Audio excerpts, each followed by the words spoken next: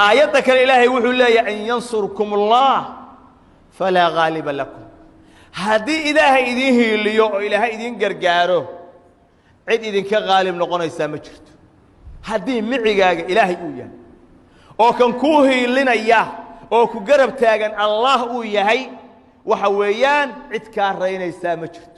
وإن يخذلكم فمن ذا الذي ينصركم من بعده هذه إلهي إذن هوتيو أو قربكين إلهي كبحه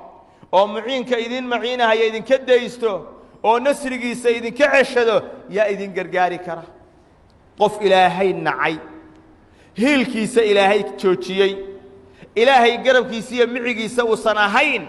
أود كستو هايستو إيا وح كستو إسبدا هايو بيلها ويان منع الله تاقموه وحو هايستانا مجرد قف إلهي وقرقاري وهيلنا هايو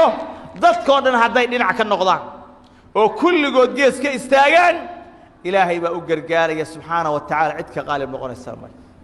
maalintii nabi maxamed alayhi salatu wasalaam iyo abu bakar dhuumasho ay uga baxeen maka buur god ahna ay galeen halkaasna ay ku dhuumanayeen gaaladana ay meel walba ciidan ku sii daayeen meel walba iyo buur balba ay marahayeen gacantiinu ka fakan karaa iyo saldanadiinu ka dhex bixi karaa iyo waa idin ka badbaadaya xisaabtaba kuma aynan daran waxay wadaan ba godku ku jiray bay soo dul istaageen markaas Abu Bakar rasuulka Ilaahay oo mid kamida hoostiisa lugaha haduu fiiriyo waa ina arkahaya ma dhannuka bi ithnayn Allahu thalithuhuma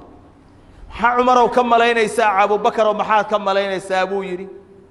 قف إلهي سبحانه وتعالى لبا إلهي متك صدحية وياه وحنا لك قاضي مال ترسيق نوايريا ذاتك النوم معين نقرب تاجن ما هينه